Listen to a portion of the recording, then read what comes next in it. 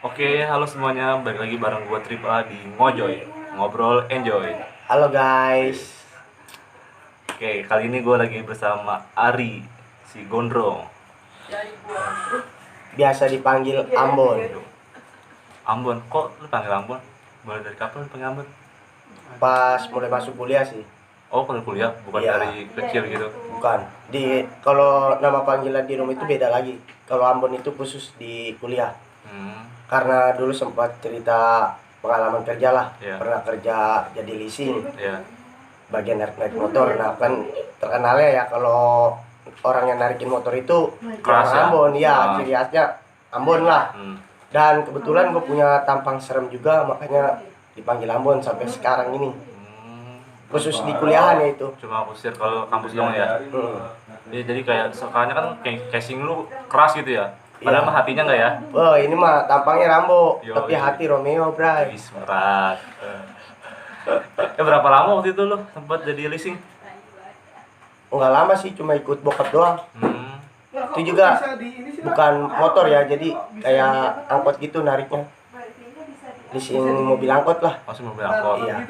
Tapi sempat kayak ngalamin percek-cekan gitu nggak sih waktu pas lagi lo jadi Pernah waktu pas mau narik kendaraan di ini, narik unit di Mau. Jadi ketika mau nagih gitu ya, Iya. nagih pembayaran sama yang punya tagihan gitu ya, Ah. yang bersangkutan yang lah. masalah Disediain duit sebelah kanan sama golok di sebelah kiri. oh gitu. Iya, jadi intinya kalau gua ngambil duit langsung tebas. Itu daerah mabuk banget tuh gitu. Daerah kabupaten ya. Iya, kabupaten. Cuma nggak lama di situ ya. Nggak lama, cuma sebulan. Berarti itu cuma jatuhnya ikut-ikutan aja ya. Ikut-ikutan pengen tahu doang sih. Tapi nggak tertarik untuk melanjutkan lagi nih. Buat jadi leasing lagi? Nah, Enggak. cukup jadi pengalaman aja ya. Iya, jadi pengalamannya buat jadi cerita lah. Nah. Oh berarti Ambon, berarti lu keturunan berarti bukan Ambon nih? Bukan, turunan itu Jawa sama Betawi. Jawa Betawi. Iya, Jawa. Tapi lebih dominan kayaknya Betawi ya. Betawi. Nyablaknya nyablak Betawi. Kebetulan di rumah juga dipanggil Pitung juga sih. Wih, banyak amat tuh Iya, sebenarnya. panggilan itu Ada berapa panggilan ya di setiap tongkrongan? waktu SD itu dipanggil Tulang. Pulang. Terus SMP sama STM dipanggil Doyok. Ya. Di rumah Pitung, nah di kuliah Ambon. Banyak ya tuh. Banyak. Namanya nggak jelas. Nggak ada yang nama asli semua panggilannya. Tapi lu nyaman dipanggil dengan itu? Ya kalau dibilang nyaman sih nggak terlalu nyaman. Ah. Kadang pengen juga gitu dipanggil pakai nama asli. Iya. Hmm. Ada tulang. Tulang, Ambon, Doyok, sama Pitung. 4. Banyak juga ya. Banyak. Lu suka banget nih naik gunung ya? Ada berapa gunung yang lu naikin nih? Nggak gitu. Nah, awal mulanya tuh lu kenapa sih? Awal mula naik gunung, Iya. dulu sempat pertama kali naik gunung itu waktu tahun berapa lupa gua tahunnya. Intinya tuh gua ke Pulau Sari, Itu masih sekolah atau masih sekolah. sekolah? Ke Pulau Sari itu nggak ngecamp ya, tektok. Jadi naik langsung turun. Oh, tektok itu naik langsung turun. Iya. Nah, ketika gua sampai rumah lah, Iya. selang berapa waktu ada kayak semacam abang angkat gua. Senior. Iya, senior gua. Nah, Pas selang berapa waktu itu dia naik ke Gunung Gede. Nah, dia cerita-cerita terkait inilah pendakian. selama Bahwasannya perjalanan. ya lebih ekstrim, lebih terjal segala macam lah. Oh, yang agak sedikit berat-berat lah ya. Iya, katanya sih di situ yang gua tangkap ya dari omongan dia, kalau gue itu nggak mampu. Oh, lu Nah, iya, direndahin lah ya. gue direndahin lah. Ah. Dari situlah jiwa gue kayak panggil. Oh, lu merasa Iya. ditantang nih gitu ya. Tertantang lah hati Ah. gue. Emang kadang kalau ada yang ngerendahin gitu kayak merasa panggilan Terpanggil gitu. gitu ya Gue jiwanya ngebuktiin ya. lah Ah. kalau Bahwa sebenarnya kalau gue itu bisa. Iya, benar. Terus waktu itu lu sama siapa? Pas naik gunung Nah, pertama kali. pertama kali ngecamp itu naik gunung ngecamp ya, camping. Itu di Gunung Guntur 1 2 3 4 orang. Itu nggak pakai keril kayak tas biasa, Iya. packing juga masih asal-asalan lah. Masih belum tahu lah ya. Iya belum Nah, tahu, nggak pakai plastik lagi. Keadaan bocor tuh, hujan basah semua. Hmm. Dan yang anehnya itu pas pertama kali gua ngecamp di gunung, Iya. gua bawa logistik tapi nggak bawa kompor. Terus gimana ngolah? Jadi pas di area camp itu gua minjem kompor orang. Oh, ke tetangga Iya, ya. tetangga yang ngecamp juga. Ah. Lucu dah pokoknya. Tapi kalau di gunung tuh kayaknya saling ini ya, berbagi ya. Saling berbagi, alhamdulillah. Bos. Tergantung ini juga sih, apa? Tergantung dari kitanya juga sih. Kalau gue selalu mengartikan sifat orang itu tergantung sifat kita ke orang itu. Jadi insya Allah lah ketika kita berbuat baik dimanapun kita berada, sama dibalas dengan kebaikan juga. Iya sih.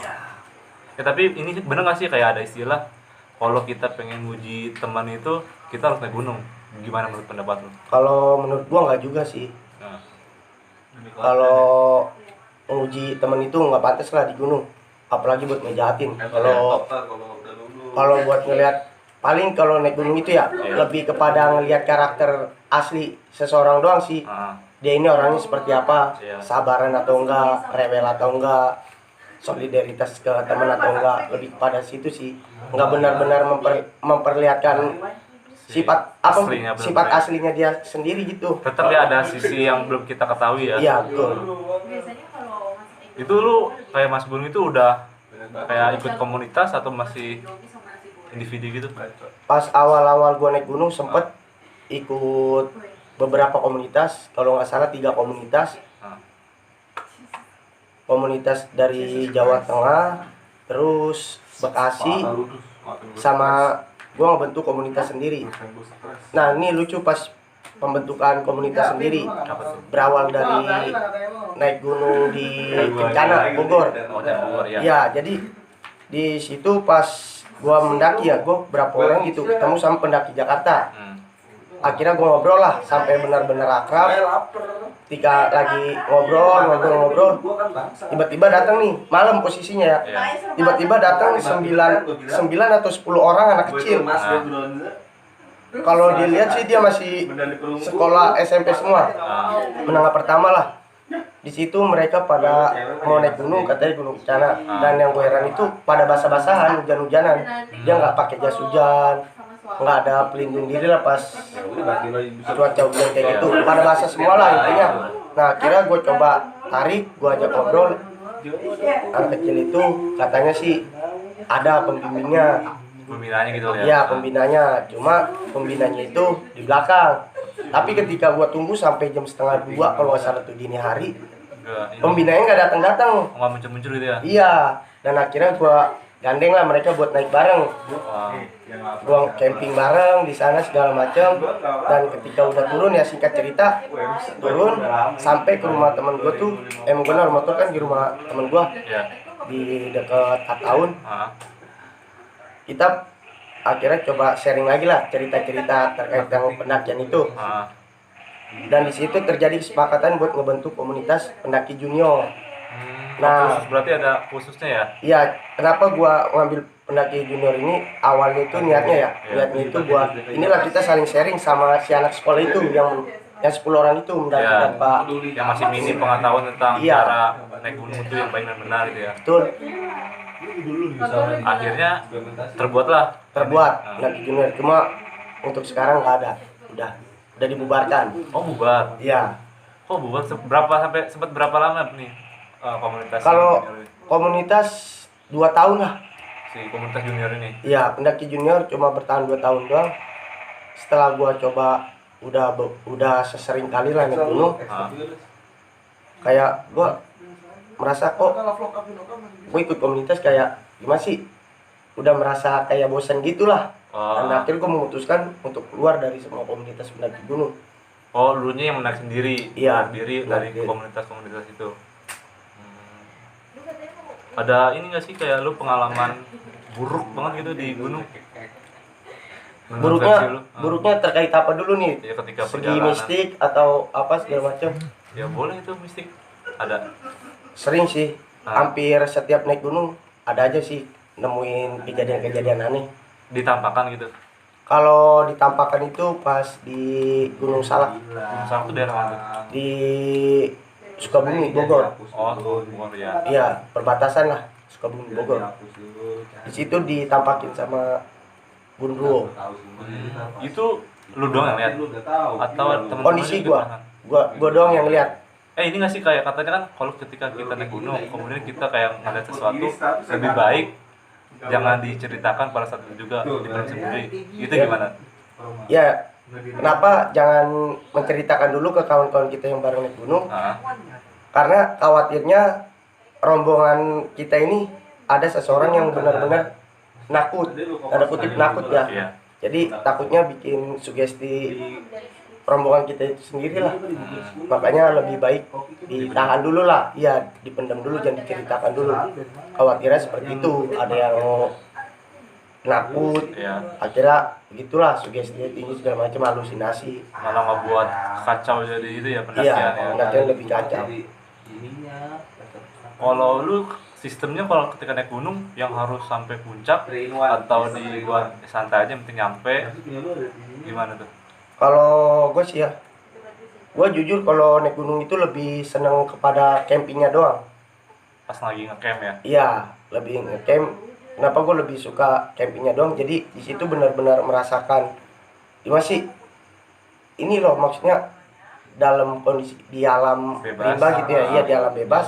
Kita bisa ngobrol bareng kawan-kawan kita lah di sana Sharing tanpa, ya, iya tanpa memainkan gadget sama sekali. Jadi fokus Iya benar. pada pembicaraan segala macam. Makanya gue lebih suka di campingnya aja sih kalau terkait sampai puncak atau enggak. Kalau menurut gue puncak itu ya bonus, Berarti bukan tujuan yang utama. bukan tujuan utama.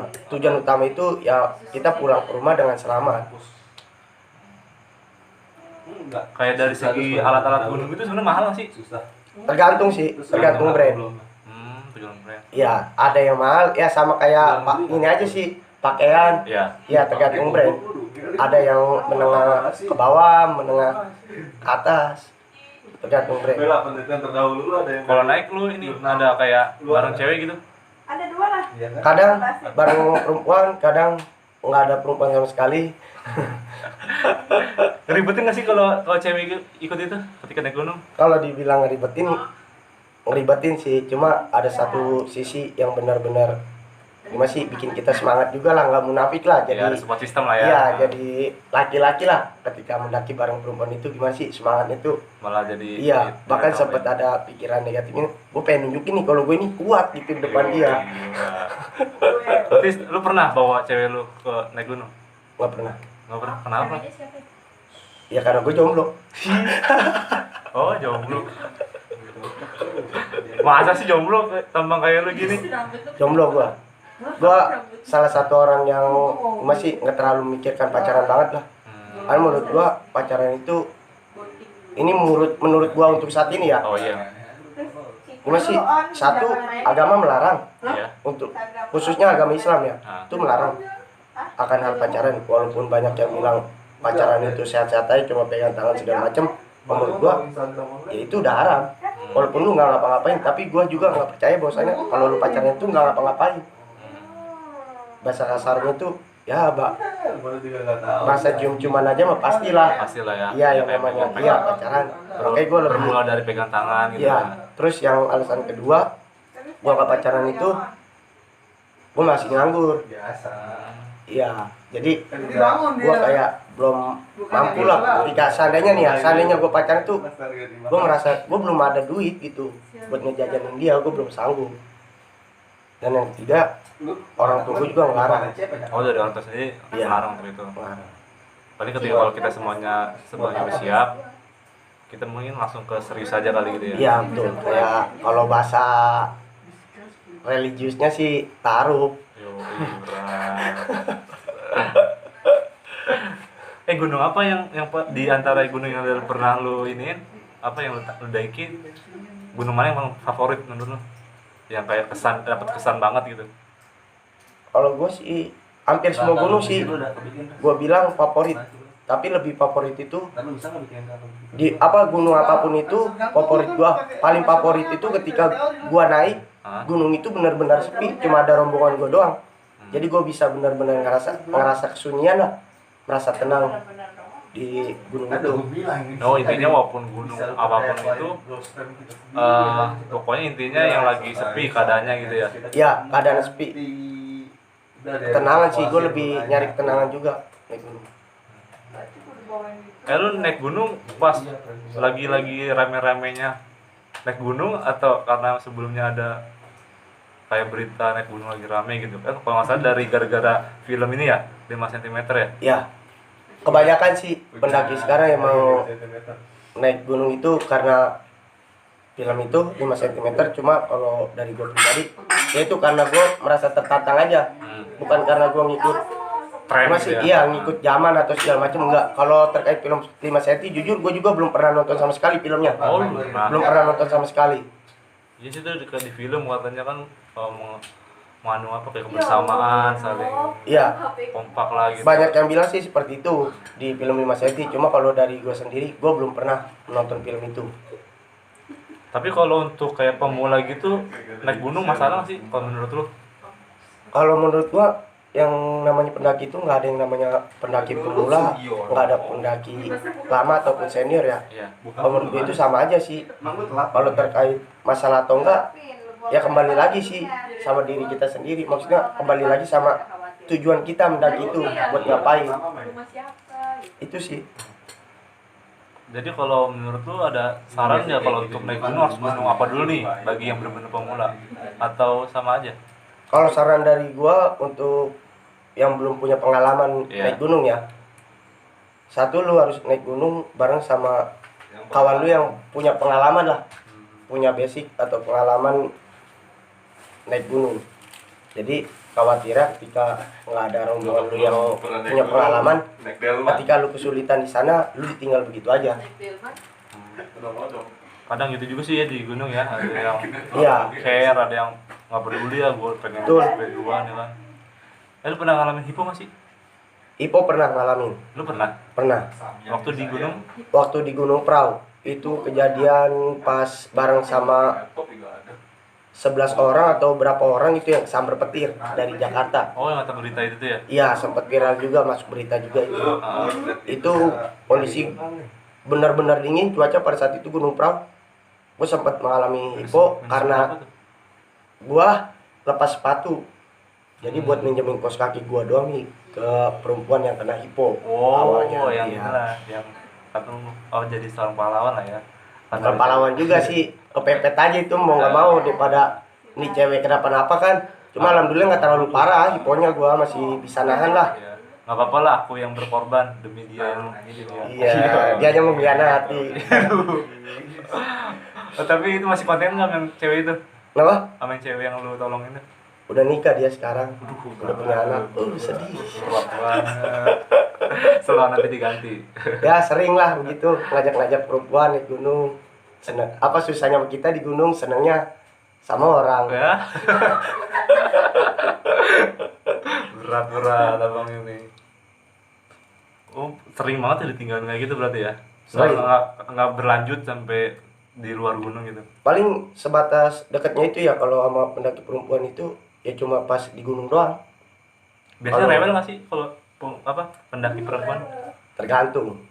Ada yang mandiri, Ada yang mandiri, manja gitu ya? ada yang manja, ada yang rewel, ada yang ngeribetin. Hmm. Lengkap dah pokoknya, ada semua pasti. Ya namanya manusia, Iya, manusiawi lah itu mah. Iya, iya. lapar nggak masak ribetin kan kalau di gunung.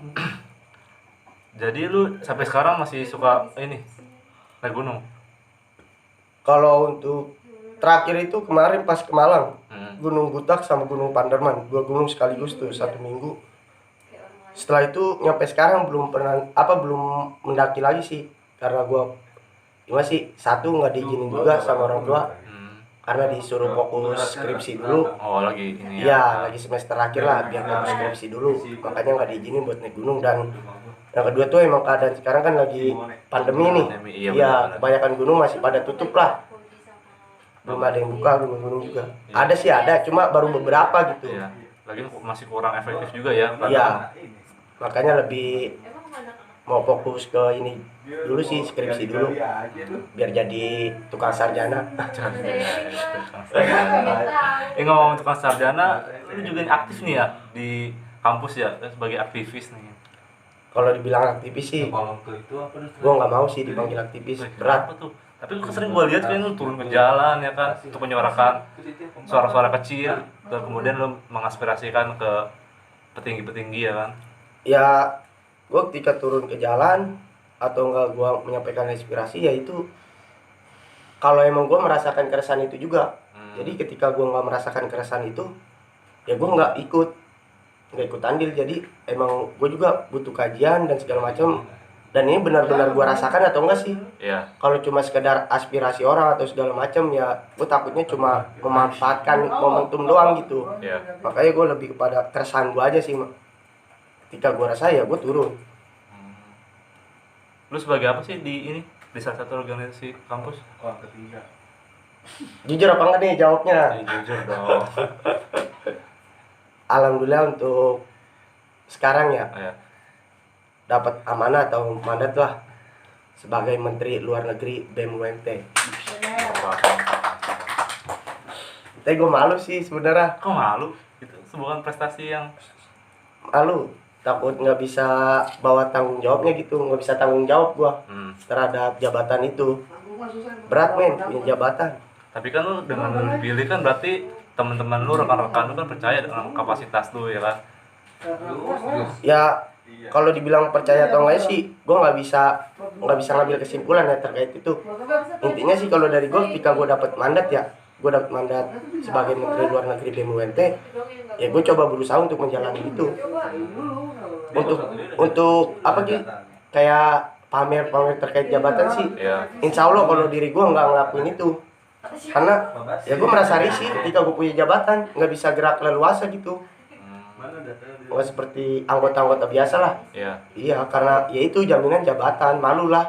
Ya kita dipercayakan sama Iya teman-teman gitu, ya takutnya mengecewakan gitu. Men lu berarti seringin dong studi banding dengan kampus lainnya. Ya harusnya, cuma berhubung pandemi kayak gini, Lagi sering sempat vakum Iya. ya, paling online kali ya. online paling secara online dong. Berarti sebelum pandemi pernah studi banding ke kampus mana? Kalau sebelum pandemi itu baru beberapa kampus doang sih. Pertama Universitas Unis. Unis, atau Iya. Tangga ya? Iya, Tangerang, terus Raharja, STTM yang di kabupaten tuh, Sekolah Tinggi Muhammadiyah, terus UAD Yogyakarta, UMY, sama Trisakti.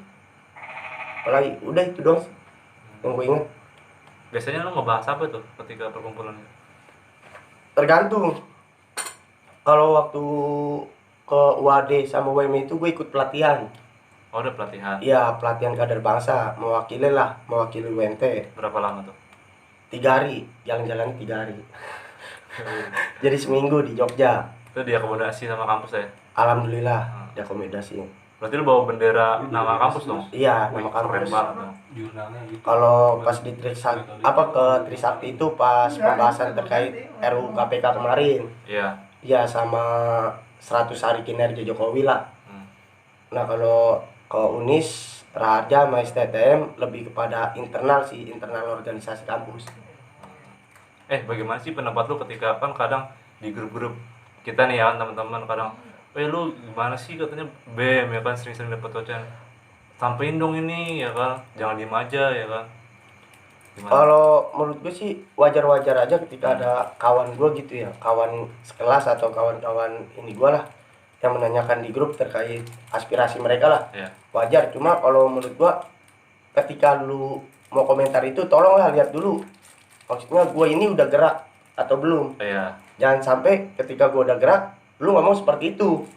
Kemarin emang sempat kejadian juga sih. Iya. Maksudnya gue lagi coba mau gerak perlahan, tiba-tiba ada temennya yang nyeletuk seperti itu. Udah langsung ngejas aja dulu. Iya, sedangkan dia belum nggak mau nyari tahu dulu, tiba-tiba komentar seperti itu. Tolong cari tahu dulu lah. Misalnya lu punya aspirasi ini, tanyakan dulu kira-kira lu udah mengerjakan itu atau udah mengusahakan itu atau belum. Dia lebih tanyain dulu lah, jangan tiba-tiba langsung ke grup. Dia nggak salah. Iya. Dia nggak salah. Karena mungkin dia nggak tahu ya Iya. kan jalur-jalurnya kemana karena ada medianya di grup. Betul. Ya dia asal aja ya kan. Iya, nggak salah, mereka nggak salah. Mungkin dari guanya juga kurang lah sosialisasinya, makanya mereka bisa nggak tahu. Kurang pendekatan lah ya. Iya, kurang pendekatan. Ya karena lu main lu, berarti lu harusnya main luar ya. Harusnya. Jadi nggak begitu masalah ya. Ini rambut gondrong udah berapa lama nih? Rambut gondrong itu mulai gondrong dari pas lulus sekolah sampai sekarang belum dicukur-cukur. Orang tua Paling masalah? cukur cuma ini doang lah, kayak yang Ujung-ujungnya bercabang-cabang, doang ya ujung-ujungnya doang. Kalau dari orang tua sendiri, alhamdulillah nggak masalah sih, Didukung kali ya. didukung Sering lah. disisirin Iya, malah ya. sering, kadang suka disisirin, nggak sering sih, kadang suka disisirin sama orang tua. Lebih intinya sih kalau dari orang tua, jika lu punya rambut panjang, ya lurusin rambut itu, jangan sampai terlalu ini banget lah. Gimana sih? Kalau kata anak sekarang urak-urakan banget lah, gitu sih. Bodo amat gitu ya. Iya. Emang apa yang ngebuat lu pengen gondrongin rambut? Apa cuma karena ikut-ikutan nih? Wih, mahasiswa harus gondrong ya kan? Kalau terkait ikut-ikutan sih enggak. Alasan gua manjangin rambut, satu kalau menurut gua rambut panjang itu seni. Dan gimana sih? Ini loh, maksudnya ini simbol gua. Apa tuh? Bahwasanya gue sering kan waktu zaman sekolah gue nggak bisa manjangin rambut nih, Iya. dengan alasan guru-guru itu bicara rambut mengganggu dalam gimana sih segi pembelajaran lah, mengganggu pendidikan lah segala macam. Nah ketika gue dapat kabar kuliah itu bebas, nggak ada raja rambut segala macam, gue coba gondrongin. Gue pengen ngebuktiin bahwasannya rambut itu nggak mengganggu pelajaran gue dalam kelas. Masih bisa Bisa melakukan kegiatan Betul. pembelajaran ya? Iya. Sampoan berapa kali kalau rambut gondrong gini? Sehari sekali. Sehari? Sekali. Boros dong. Boros banget. Cuma kalau perawatan ya sampo doang, nggak pakai kondisioner, nggak pakai obat-obatan rambut, enggak. Enggak pakai yang begitu-begituan. Enggak. Cuma sampoan doang biasa. Takut lebih kayak ke perempuan banget lah kalau perawatan. Sempet dulu di smoothing. Smoothing? Iya. Lurus lah rambut. Dalam rangka apa? Mau tahu doang. Oh, pengen tahu aja. Pengen tahu aja. Terus gimana? Cocok menurut lu? Kayak perempuan. Ya jadi kan kalau ngeliatin dari belakang emang kan kirain kan cewek ya kan, Iya. tampang-tampang begini. Sering. Pada dari depan, waduh Ambon Jauh. ternyata. Dari belakang malam Minggu, malam depan apa? Lihat dari depan malam Jumat.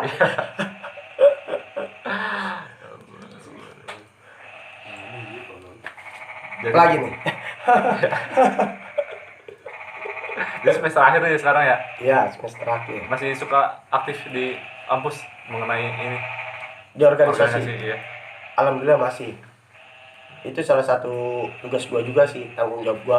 Ketika gua udah masuk organisasi ya itu bukan kewajiban sih, tugas gua Emang belum buat aktif di organisasi itu. emang belum selesai masa jabatannya?